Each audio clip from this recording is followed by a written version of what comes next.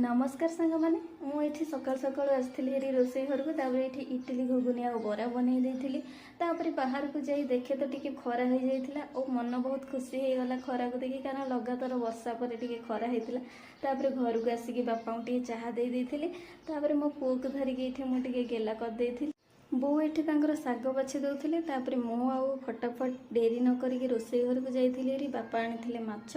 से धोईकी मु लुण हलदी गोलैकी रखीदे आउ ताकू गोटे बढ़िया भजाटे बनई देती तापर मु ऊपर को टिके जाइए कारण बापा भी जाइए कारण आमर पोई डंक होता आज आमर पोई घंट बनइबार थिले से बापा टिके ऊपर को जाइए आ मुझे पछे पछे ऊपर को भी टिके पलैली देखो आम गछ केते सारा लगी एठी बापा पोई डंक आनी सारा पर देखो बो एठी परिबा काटी दौले पोई घांटटा करने मुझे माछ